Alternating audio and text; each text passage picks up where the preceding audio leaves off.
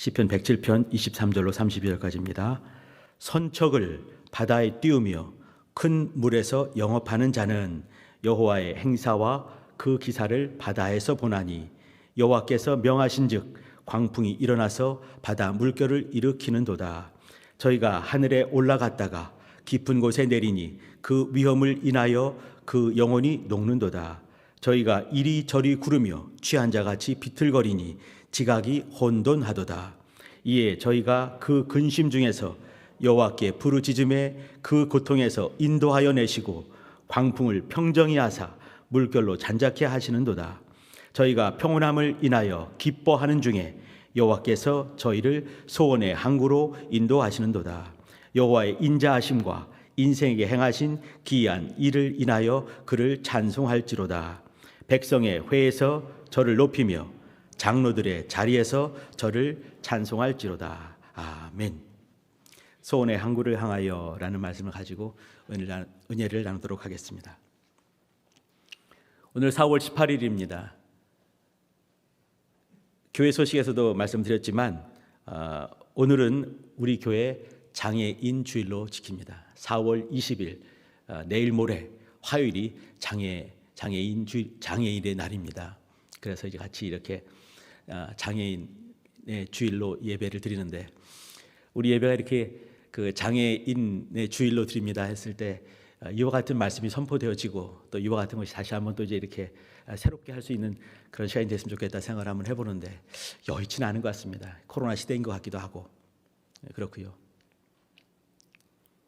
저는 아직은 대면 예배를 못 드리고 있는데, 대면 예배를 드리게 되면 제가 항상 세 번째 주에는 성찬이 있기 때문에 가서 성찬을 인도하면서 같이 예배를 드립니다. 갈 때마다 느끼는 것인데, 제가 여러 군데 예배를 많이 드리거든요. 조그만 꼬맹이 애기들 미취학부터 이렇게 쭉 대학부까지도 또 이렇게 대예배도 쓰지 않습니까? 여러 예배를 많이 가요. 근데 이제 이렇게 반응을 같이, 설교자와 같이 호흡을 가장 잘하는 데가 어디겠습니까? 조그만 꼬맹이일수록 잘 돼요. 이 중등부, 고등부만 하더라도 이렇게 리액션이 그렇게 적나라하게 드러나지 않거든요. 근데 저 아래 초등 1부 혹은 또 더 밑에 미취학 조그만 꼬맹이 애기들 이렇게 물어보면 대답을 잘하거든요. 예, 목사님 이렇게 늘 꼭 고개를 왜 흔들리는가 모르겠어요. 고개를 흔들면서 이렇게 해요. 근데 제일 건강하게 또 이렇게 그 호흡을 잘 맞추는 데가 늘 말씀드린 것처럼 새생명부입니다. 성경에는 이렇게 너희가 어린아이와 같지 아니하면 하늘나라 올 수 없고 하나님을 볼 수 없다 했는데, 아마 제가 성경을 쓰게 된다면 어린아이와 같지 아니하면을 이렇게 새생명부 친구들과 같지 아니하면 이렇게 쓰고 싶은 마음이 있을 정도입니다. 그 예배를 드리게 되면 또 그렇게 정말 더 그렇고요. 또 예배를 그렇게 사모합니다. 예배를 사모하고 계십니까, 우리 성도님들? 또 말씀을 많이 사모하시나요? 당연히 이제 그런 모습이 우리 건강한 모습이 되어야 될 텐데, 그와 같은 모습을 띠는 데가, 여전히 변함없이 갖고 있는 데가 새생명부 친구들입니다. 이제 교회를 못 나오니까 막 안달을 하는 거죠. 나이를 많이 먹은 처녀인데, 이제 40대 넘어간 처녀인데도 불구하고 잉잉 울면서 누구 보고 싶다고, 누구 선생님 보고 싶다, 친구 누구 보고 싶다, 예배 드리러 교회 가고 싶다, 막 우는 거예요. 소식이 들려오죠. 이렇게 예배가 너무너무 드려지고 싶어서 울고 계십니까? 저희 육체는 이렇게 맨숭맨숭할지 모르지만 저희 영혼만큼은 혹시 그러지 않겠는가 그 생각을 한번 해보기도 합니다. 가끔씩 이제 이렇게 1년에 2번 가지요. 수련회를 가게 되면 2박 3일 동안 저는 그 시간이 너무 사모되거든요. 제가 사모되고 담당 목사가 말이죠. 선생님들이 사모하시고 또 잘 준비하시고 우리 친구들도 그렇게 사모해요. 그럼 2박 3일 동안 집에 가지 않고 매번마다 하루에 몇 번씩 예배를 드리고 또 계속해서 이제 교회 친구들이 있는 거 아니겠습니까? 그 시간을 너무 사모하거든요. 선생님도 마찬가지고요. 가게 되면 이제 이렇게 장기자랑도 하고 그럽니다. 그러면 새생명부 친구들 연약한 친구들이에요. 장기가 뭐가 있겠습니까? 근데도 그 장기를 몇 달간을 준비를 해요. 몇 주간을 준비를 하는 거죠. 선생님과 같이 준비를 합니다. 제가 이 시간에 종종 드린 것 같은데 어떤 친구가 이렇게 나와서 이렇게 준비한 장기를 이제 그 앞에 선보이는 거예요. 뭔가를 선보이더라도 말이죠. 이렇게 우리는 이렇게 볼 때 별거 아닌 것 같지만 우리 친구들은 다 같이 박수 치면서 환호하면서 막 좋아하고 즐거워하고 진짜 축제가 이루어질 때가 그때 2박 3일간의 이 새생명부 수련회입니다. 너무너무 유명하지요. 어떤 친구가 나와서 합니다. 뭔가를 막 하려고 하는 것 같아요. 근데 자기 의사가 있을 때 자기 의사를 자기 입으로 정확하게 말을 못하는 그런 연약한 친구입니다. 겨우 나가서 이제 한마디를 겨우 하죠. 이렇게 아라고 분명히 했어요. 그 다음에 맨자를 해야 되는 거죠. 근데 맨이 발음이 안 되는 거. 까지 한참 했어요. 그 다음에 또 막 열심히 노력을 다해서 이렇게 뭐라고 했는데 저는 맨자를 안 들리는 거죠. 근데 다들 박수를 치고 막 환호를 합니다. 사회보신 선생님이 한마디 하죠. 우리 친구들 들었나요? 누구누구 친구가 아멘 한 거를 들었습니까? 다 들었다는 거예요. 못 들은 사람이 한 명 있습니다. 우리 성도님들 그 한 명을 보고 계십니다. 저는 그렇게 안 들리는 거죠.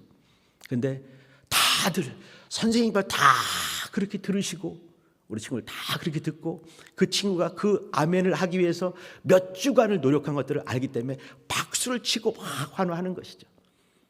그 모습이 교회가 아니겠는가 생각을 한번 해봅니다. 연약하기 그지없지요. 근데 연약한 중에도 하나님 만나기를 그렇게 사모하고 뭔가를 준비해오고 아멘 그것을 몇 주간을 준비해서 많은 친구들 앞에 또 주님께 뽐내기 위해서 그렇게 준비해오는 것이에요. 그게 예배가 아닌가. 우리가 헌금을 드렸지만 헌금 정도가 아니라 진짜 심장에 하나님을 사랑하는 그 심장을 가지고 주 앞에 나오는 것이 예배가 아니겠는가 생각을 한번 해봅니다. 우리 성도님들 기도하시지요. 기도하실 때마다 새생명부 친구들 위해서 기도해 주시고 예배가 속히 또 진행될 수 있게 기도해 주시고요. 또 교회학교 연약한 친구들, 조그만 친구들 커가면서 하나님을 깊이 있게 알아가는 인생과 영생에 철들 수 있게 기도해 주시길 부탁드립니다. 일본에서 있었던 일을 잠깐 말씀드리겠습니다. 계속 지금까지 있는 일은 아니고요. 몇 년 전에 있었던 일입니다. 식당이 하나 개업을 했어요. 근데 식당 이름이 묘합니다. 주문 실수가 많은 식당. 이름이 그런 식당이에요. 맛있는 식당도 아니고 주문 실수가 많은 식당. 밑에 보니까 날짜가 찍혀 있어요. 3일간만 합니다. 오전 11시부터 2시까지만 영업을 하겠습니다. 그 식당이 좀 이상하죠. 3일간만 식당을 하고 3시간만 하게 되고 서빙을 하는 그 분들에 대한 소개가 나왔습니다. 서빙은 우리들의 어머니들께서 하실 겁니다. 근데 그 어머니가 보통 어머니가 아니에요. 치매 걸린 어머니십니다. 나이가 많으신 분인 거죠. 이거 보게 되면 무슨 말인지 아시겠죠? 주문을 받는 거예요. 이렇게 뭐 잡수시겠습니까? 우동을 먹겠소. 그러면 우동을 하고 돌아서는 순간에 우리 어머니들께서는 그것을 잊어버리시는 겁니다. 까먹는 거예요. 가서 다른 걸 주문하는 거죠. 또 주문한 다음에 또 나올 때도 지 멋대로 나오는 거예요.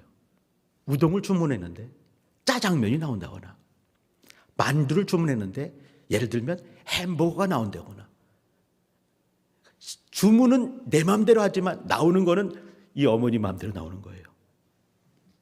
그렇기 때문에 주문 실수가 많은 식당이었습니다. 만약에 우리 성도님도 그랬으면 어떻겠습니까? 난리가 나지 않겠습니까? 아니 사람 이게 지금 뭐 하는 겁니까? 내가 지금 우동을 주문했는데 짜장이 나오다니요. 저 같아도 그럴 것 같습니다. 근데 여기 오시는 모든 분들은 이미 각오를 하고 오시는 거예요. 우동을 준비하더라도 햄버거가 나오면 감사함으로 먹는 거죠. 짜장면 준비했는데 군만두가 나와도 다 같이 웃는 거죠. 이렇게 할머니도 자기가 갖다 놓으면서도 웃는데 같이 웃지만 왜 웃는지를 모르시는 거예요. 이 할머니는 같이 웃고 막 박수 치면서 이렇게 우동을 주문해 놓고 뭐가 나올래나 이렇게 기대감이 있는 거예요. 뭐가 나올래나 보니까 군만두 시켰는데 탕수육이 나왔어요. 아싸! 너무 좋은 거죠. 근데 다들 서로 나눠 먹고 다 같이 웃으면서 박수 치고 그 할머니 막 안아주고 그렇게 하는 겁니다. 저는 이 속에서 뭘 보고 싶냐면 우리 교회를 보고 싶은 거예요. 교회 올 때마다 이렇게 늘 연약하게 그지없는 그 사람이 앞에 있는 거예요. 꼴 보기 싫은 그 사람이 있는 거죠. 내가 우동 하면 되면 짜장면 하는 사람이 그 앞에 있는 거예요. 우리 앞에 늘 있는 거죠. 군만두 했는데 탕수육을 내오는 사람이 늘 있고 뭔가 안 맞고 핀트가 안 맞고 우리 마음을 시원케 못하고 나는 이렇게 요 마음을 갖고 오게 되면 요만큼 나는 은혜밖에 사모하는데 그거 채워지지 않기도 않을 때가 많이 있고 근데도 불구하고 이 3일간 주문 실수가 많은 식당은 많은 사람들이 와서 예약을 하고 사람이 너무 많이 오니까 못 들어온 사람 많고 못 들어온 사람은 창문으로 이렇게 보는 거죠. 그 사람들이 막 웃으면 같이 막 웃고 여기서 박수치고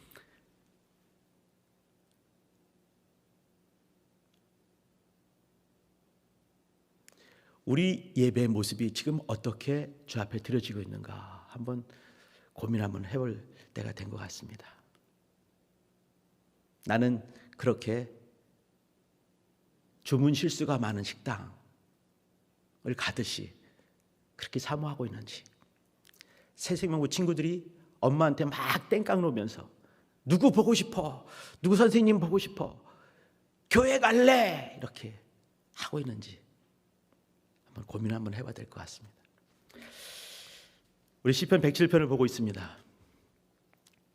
시편 107편은요, 제가 참 드리고 싶은 얘기가 너무너무 많은 데인데 우리는 그 중에 이제 한 꼭지만 이렇게 23절로 32절만 보려고 합니다. 그러나 한번 107편 한번 쭉 한번 보도록 하시지요. 1절 보시게 되면 여호와께 감사하라 그는 선하시며 그 인자하심이 영원함이로다라고 시작을 했습니다. 끄트머리 43절 보시게 되면요, 지혜 있는 자들은 이 일에 주의하고 여호와의 인자하심을 깨달으리로다 이렇게 했습니다. 제일 처음 1절과 마지막 절이 같이 나와 있는 말이 뭐냐면 여호와의 인자하심. 하나님은 어떤 분이신가요? 하나님께 감사하라 그는 선하신 분이시다 그 인자하심이 영원함이로다 그렇게 하고 마지막이 뭐냐면 인자하심을 깨달으라 했습니다. 그럼 뭐겠습니까? 이 시편은 뭘 계속 말하고 싶냐면 하나님은 누구신가? 선하신 분이시다. 그분은 인자하신 분이시다. 그 말을 하고 싶은 것이에요. 오늘 같이 나눌 말씀 중에도 나온 얘기가 뭐냐면 하나님은 누구신가? 인자하신 분이시다. 선하신 분이시다. 이렇게 말씀을 하고 있는 것입니다. 우리도 이제 그 선하신 하나님께 예배를 하고 있는 것이죠. 세상은 지금 코로나 시대라고 하고 있습니다. 조그만 애들도 힘들다란 말을 입에 달고 삽니다. 우리도 늘 이렇게 말하죠. 힘들다, 피곤하다, 고단하다, 어렵다, 먹고 살기 힘들다 이렇게 하죠. 예배드리러 오기도 힘들다. 이때도 믿음의 눈이 있다 한다면 또 믿음을 지금도 가지고 사용하고 있다 한다면 하나님이 살아계신 것처럼 내가 산 믿음이 있다 한다면 산 고백을 해야 되지 않겠습니까? 그렇다 한다면 하나님은 코로나 시대에도 선하십니다. 이 험한 시대, 이 어려운 시대, 우리 교회 이 사태 중에도 하나님은 인자하신 분이십니다. 이러한 고백이 우리의 고백이 되어야 될 줄 믿습니다. 자, 계속 보십니다. 6절 한번 보세요. 이에 나오지요. 이에 저희가 그 근심 중에 여호와께 부르짖음에 그 고통에서 건지시고 이렇게 했습니다. 6절 이렇게 나왔어요. 13절 봐주시기 바랍니다. 이에 저희가 그 근심 중에 여호와께 부르짖음에 그 고통에서 구원하시되 20절 19절입니다. 19절 이에 저희가 그 근심 중에서 똑같이 나오죠. 28절 오늘 읽은 데입니다. 이에 저희가 그 근심 중에서 여호와께 부르짖음에 그 고통에서 인도해 내시고 똑같은 말이 곳곳에 이렇게 포진되어 있습니다. 한번 하나 더 보시지요. 8절입니다. 여호와의 인자하심과 인생에게 행하신 기이한 일을 인하여 그를 찬송할지로다. 이렇게 했습니다. 15절입니다. 여호와의 인자하심과 인생에 행하신 기이한 일을 인하여 그를 찬송할지로다 했습니다. 21절 똑같습니다. 오늘 31절 여호와의 인자하심과 인생에 행하신 기이한 일을 인하여 그를 찬송할지로다. 여기 우리가 107편을 읽었는데 107편은 말이죠. 머리말이 1, 2, 3절이 머리말이 있고요. 쭉 이어서 이렇게 동서남북 있는 것처럼 네 번의 똑같은 말씀들, 그리고 또 다른 표현으로 하나님이 얼마나 인자하신 분이신가 그걸 말씀하고 있고요. 마지막 이제 33절부터 마지막은 뭐냐면 결론적인 얘기를 하고 있습니다. 하나님 누구신가? 선하신 분이시다. 인자하신 분이시다. 그분을 찬송할지로다. 그 말을 하고 있는 거거든요. 자, 또 한번 보십니다. 4절 봐주세요. 4절 보게 되면 저희가 광야 사막길에서 방황하며 이렇게 말했습니다. 저희 사람들이 등장하는 거죠. 저희가 누구겠습니까? 이 당시 2000 몇백 년 전에 어떤 사람들도 있겠지만 우리들을 얘기하는 거겠죠. 저희가 광야 사막길에서 방황할 때 우리의 삶을 말하는 거죠. 광야 사막길에서 헤매고 있는, 힘들게 살고 있는 우리의 모습이 여기 숨어 있는 것이죠. 10절입니다. 사람이, 아까는 뭐냐면 저희가 이렇게 말했어요. 사람이 이렇게 말했죠. 흑암과 사막의 그늘에 앉아서 곤고와 쇠사슬에 매어 있는 우리의 모습이 여기 있지요. 곤고하다. 흑암과 사망 속에 있다. 쇠사슬에 매어 있다. 곤고하다. 힘들다. 고통받는다. 어렵다. 이렇게 말하는 우리의 모습이 있습니다. 자, 17절 봐주시기 바랍니다. 17절 미련한 자는, 성도님들은 아닌 것 같고 제 모습이 여기 있는 것 같습니다. 미련한 자는 저희 범과와 죄악의 연고로 고난을 당한다. 어려움과 환난과 힘든 일이 있을 때 그 속에 그 죄된 모습, 악한 모습들, 또 인생의 그 연약한 모습들 속에서 우리는 어떻게 되나요? 힘든 어려운 상황들을 겪게 되는 것이지요. 이런 모습을 보면서 미련한 자 이렇게 말했습니다. 자, 그리고 이제 오늘 23절입니다. 선척 뱀니다. 선척을 바다에 띄우며 큰 물에서 영업하는 자는, 영업한다, 이거 정말 먹고 살기 위해서 이렇게 장사하고 일하는 그 모습입니다. 선척을, 아까는 뭐냐면 광야 사막 이렇게 말했고 곤고한 중에, 죄악 중에 이렇게 말했는데 여기 이제 오늘 읽은 데는 뭐냐면 바다에서, 큰 물에서 이렇게 말씀을 하고 있습니다. 인생을 말할 때 광야 같다, 사막을 통과한다, 곤고하다, 쇠사슬에 매어 있는 것 같다, 죄악 중에 살고 있지 않느냐, 바다와 같다 이렇게 말할 때 인생이 살고 있는 세상을 말하는 것입니다. 사막 보지 않아도 뻔하지요. 광야 제가 가봤습니다. 사람 살 때가 절대로 아니더라고요. 여기 이제 바다라고 말했는데 바다가 어떤 바다냐면 말이죠. 이렇게 24절 보시게 되면 여호와의 행사와 그 기사를 어디서 보나요? 바다에서 본다 이렇게 했습니다. 왜 바다에서 볼까요? 어떤 사람들이 있는데 그 사람은 선척을 바다에 띄우고 큰 물에서 이렇게 영업하는 그 사람이기 때문에 그렇습니다. 이 말은 뭐냐면 내가 사막에 있다 한다면 사막에서 하나님의 기사와 이적을 본다는 얘기예요. 내가 사람 많은 군중 속에 섞여 살고 있다 한다면 너는 그곳에서 하나님의 기사와 이적을 보게 될 것이다 이렇게 말하는 것이죠. 그러면 세상에 살고 있습니다. 이럴 때는 세상 속에서 너는 하나님의 기사와 이적을 볼 것이다. 기사와 이적이 뭐겠습니까? 하나님의 인자하심입니다. 하나님의 선하심과 인자하심이에요. 네가 있는 곳이 어디냐? 네가 있는 바로 그곳에서 하나님께서 하나님의 선하심과 인자하심을 보여줄 것이다. 그렇게 말씀하시는 거죠. 근데 이해하기 힘든 것은 뭐냐면 25절을 보게 되면 하나님께서 명하십니다. 명하시니까 광풍이 일어나서 바다 물결을 일으키는 거예요. 선하신 그분께서, 인자하신 그분께서 명령을 하신 것이죠. 광풍이 막 일어나서 그 다음에 이제 그 무서운 일들이 나옵니다. 저희가 하늘에 올라갔다가, 이건 뭐냐면 이 파도 너울이 치는 거예요. 파도가 쳐가지고 배가 꼭대기까지 올라갔습니다. 확 올라갔다 뚝 떨어지고 올라갔다 떨어지고 올라갔다 떨어지고 하는 그 모습을 말하는 것입니다. 하늘에 올라갔다가 깊은 곳에 내리니 그 위험을 인하여 그 영혼이 녹는도다. 영혼이 녹을 정도로 마음이 녹는다만 있지만 영혼이 녹는다고 했습니다. 얼마나 무서운지, 얼마나 힘이 드는지, 얼마나 고통스럽고 힘드는지 근심이 가득해서 영혼이 녹을 정도로 그렇게 힘든 겁니다. 27절 저희가 이리저리 구르며 취한 자같이 비틀거리고 지각이다 혼돈 세상이 다 섞여버리는 거죠. 그냥 뱃속도 섞여서 막 토하기도 하고 너무 아프고 힘들고 고통스럽고 아무리 불러도 하나님 부르면 하나님께서 하나님 영구도 아니신데 하나님 없다 하는 것처럼 이렇게 힘든 거예요. 바다 가운데, 고난 가운데, 광야 가운데, 사막 가운데, 고통 가운데 있는 어떤 사람들, 곧 우리의 모습이 나와 있습니다.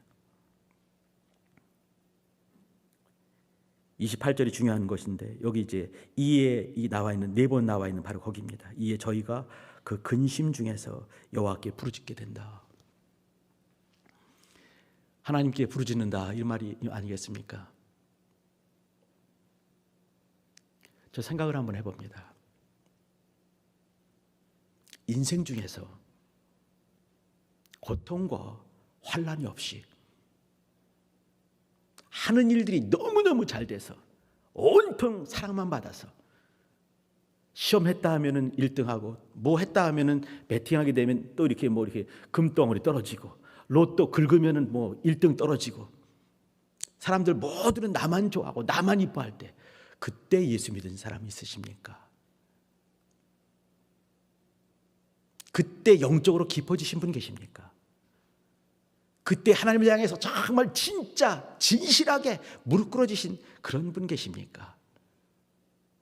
너무너무 인생이 형통하는 바람에 하나님께 영광 돌리고 싶어서 예배하고 싶어서 너무너무 일이 잘 돼서 무릎이 탁탁 꿇어지고 주여 입이 터지게 되고 또 너무너무 사랑받기 때문에 막 간절하게 회개한 그런 경험이 있으십니까? 하나님이 인생을 그렇게 지으시지 않으셨습니다. 하나님께서 이때 광풍을 이렇게 허락하신 이유가 있지 않겠습니까? 현상계에, 이 물질계에, 영적인 세계도 마찬가지겠지만 하나님께서 역사하지 않으신 어떤 부분이 손톱만큼이라도 있겠습니까? 모든 것이 하나님 울타리 안에 있지 않겠습니까? 하나님 명령 안에 있지 않겠습니까? 하나님의 선하심 그 속에 있지 않겠습니까? 인자하신 하나님의 성품 안에 있지 않겠습니까? 당연히 그런 것이지요. 광풍까지도 인생이 힘들게 하는, 인생을 힘들게 만드는 그 광풍까지라도 하나님의 명령 안에 있는 것이에요. 왜요?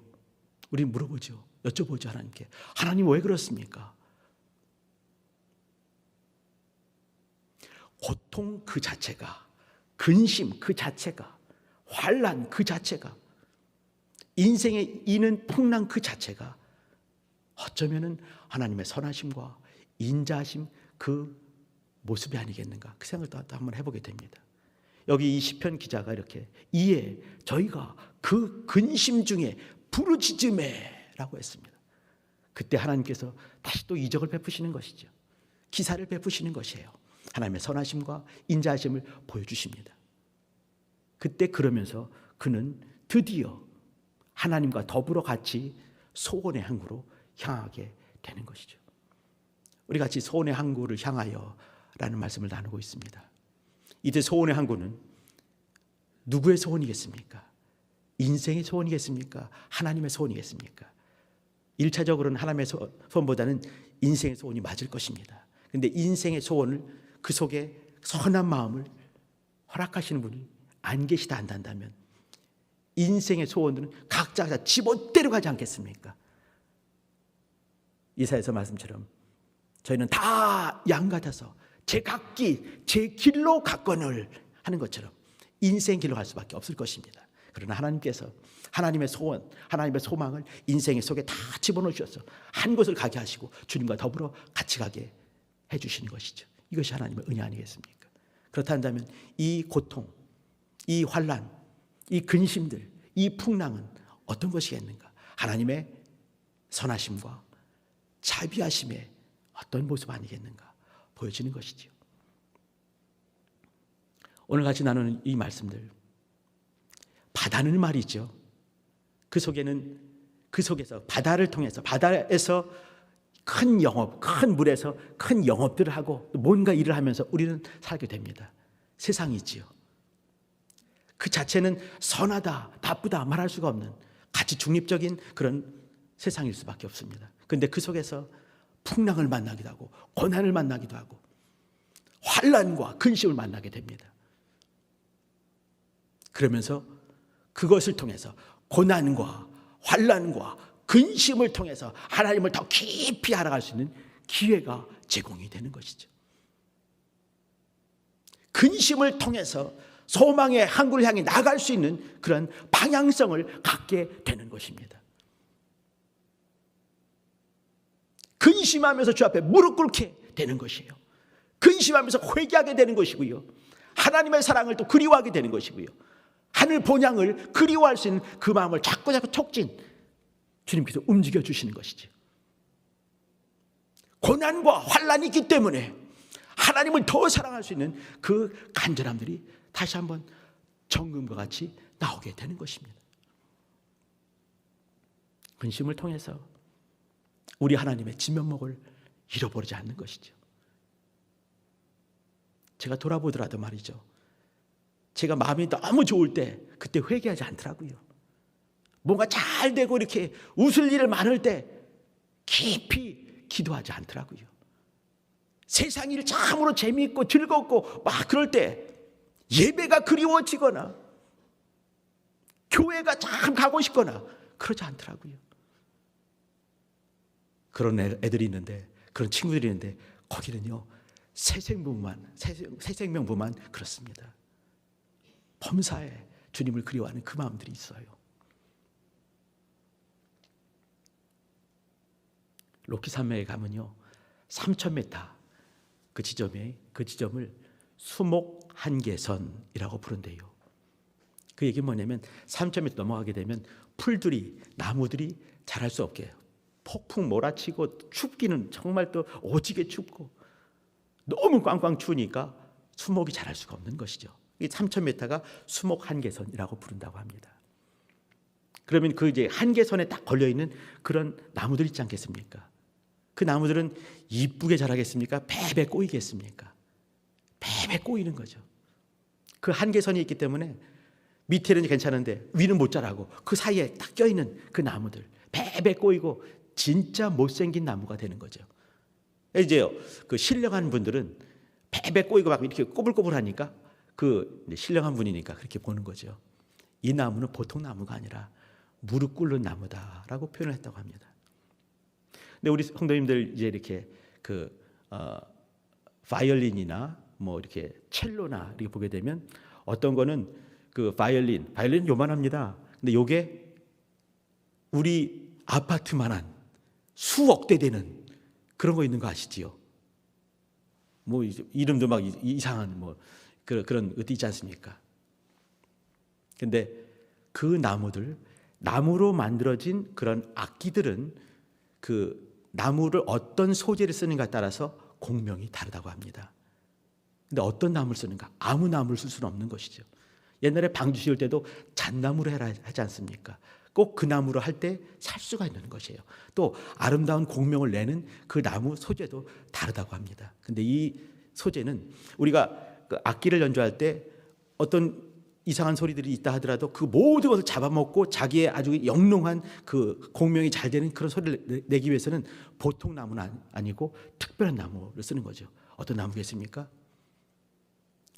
아주 큰 고난과 어려움을 겪으면서 배배 꼬이면서 안으로 막 이렇게 밀도 높게 준비가 된 고통을 통과하고 환난과 또 마음 뭐 나무에 마음은 없고 나무에 근심은 없겠지만 마치 우리로 말하게 되면 큰 근심을 가지고 훈련되어진 그것인 거죠.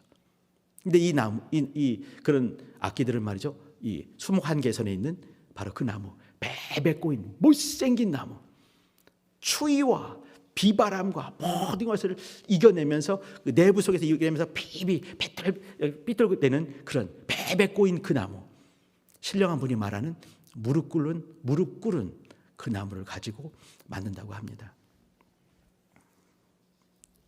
자, 무슨 얘기인지 우리 성도님들 아시지요? 우리는 지금 소원의 항구를 향하고 있습니다. 우리의 배의 선장은 좀 이따 우리 이제 찬송을 할 텐데 예수님이십니다. 고난과 어려움과 힘들 때, 고난과 어려움과 근심 많을 때 뭘 그리워하겠습니까? 아주 힘들 때 집에 가고 싶어요 이렇게 하죠. 험한 말 나올 뻔했습니다. 집에 가고 싶어요. 집에 가고 싶다 이렇게 하거든요. 아주 힘들고 어려울 때 하나님 빨리 가고 싶어요 하지 않습니까? 영원한 하늘 본향을 그리워하는 그 마음들이 우리 속에 확 들어오는 것이에요. 언제요? 세상을 즐거워할 때가 아닙니다. 아주 힘들 때, 근심될 때, 어려움이 있을 때, 그때인 거죠. 그때 하늘 본향을 그리워하는 것이에요. 하나님 말씀을 간절히 사모하게 되는 것이죠. 하나님 얼굴 뵙기를 사모하는 것이죠. 이 땅에 막 힘들 때 성령님 이 땅 지금 내 심령 가운데 감동해 주세요. 내 속에서 힘을 주세요 하지 않겠습니까? 하늘 본향을 사모하게 되는 것이죠. 우리는 지금 소원의 항구를 향해 가고 있습니다. 그분이 우리 주님께서 선주가 선장이 되십니다. 우리 인생에, 우리 또 가정에, 우리 교회 공동체의 큰 핸들을 그분이 쥐고 계셔서 너무 감사합니다. 연약한 인생들이 쥐고 있는 것 같지만 그러나 더 크신 그분께서 쥐고 계시기에 우리는 평안할 수가 있는 것이죠. 자, 오늘 말씀의 마지막 마무리입니다. 마무리 보시겠습니다. 30절 보시게 되면 소원의 항구로 인도하시는도다 이렇게 했습니다. 인도하실 때 키를 잡으신 키잡이가 누구시냐면 주님이신 것을 기억해 주시기 바랍니다. 31절 보시게 되면 여호와의 인자하심과 인생에 행하신 귀한 일을 인하여 그를 찬송할지로다 여기입니다. 백성의 회에서 뭐겠습니까? 성막인 거죠. 성전인 거예요. 그거 아니죠. 백성의 회에서 저를 높이며 장로들의 자리에서 저를 찬송할지로다. 마지막은 찬송하는 것입니다. 예배하는 것이죠. 우리는 바다가 어떤 건지 압니다. 바다에서 말이죠. 험한 일도 많이 당하죠. 그러나 바다에서 우리는 하나님의 기사를 볼 수 있는 것이에요. 인생들의 연약한 모습들을 우리는 다시 한번 봤습니다. 쭉 보시게 되면 인생의 모습들이 있지요. 또 고난, 근심, 걱정, 힘든 것들. 그러나 그것은 고난 그 자체를 본다 한다면 참 답답하게 한이 없겠지만 그러나 그 속에서 하나님의 인도하심이 있다. 우리는 그걸 인정하는 거 아니겠습니까? 마지막은 뭐냐면 우리 삶을 통해서 하나님을 향한 찬송이 이루어지는 것입니다. 예배가 이루어지는 것이에요. 우리는 지금 이제 공식적인 예배를 드리고 있지만 삶을 통해서 순간순간마다 모든 순간마다 하나님을 찬양하는 것이지요. 어렵고 힘들고 답답할 때 하나님의 선하십니다. 인정하는 것입니다. 하나님은 인자하십니다. 인정하는 것이에요. 찬송을 하실 텐데 462장입니다. 여기 보시게 되면 두 번째 문단을 봐주시기 바랍니다. 두 번째 단을 보시게 되면 주 예수님이 배의 사공이라 여기 있어요. 주 예수님 내 배의 사공이라. 주 예수님 우리 공동체의 사공이라. 내 가정의 사공이라. 바로 이 말인 거죠. 나 두려움이 없어요. 나 두려움 없네. 두려움 없도다. 주 예수님 늘 깨어 계시도다. 저는 졸 수 있습니다. 우린 다 졸 수 있습니다. 우리 가정 졸 수 있습니다. 우리 공동체 졸 수 있어요. 그러나 그분께서는 깨어 계실 것입니다. 이 믿음을, 이것을 인정하는 것이 우리의 신앙입니다. 지금은 힘들지만 그러나 우리는 소원의 항구를 향하고 있다. 연약한 모습이지만 연약한 모습 저 너머에 계신 강하신 바로 그분이 이 배의 사공이 되십니다.